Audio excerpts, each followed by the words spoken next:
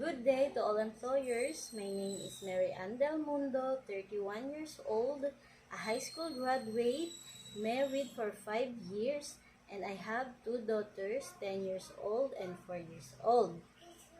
I used to work here in Philippines as a housemaid for almost 5 years.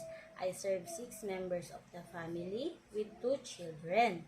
My duties and responsibilities is to maintain the cleanliness of the entire house and taking good care of the 2 children before and after schooling.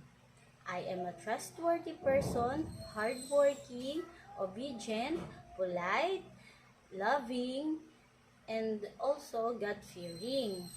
I am a fast learner also.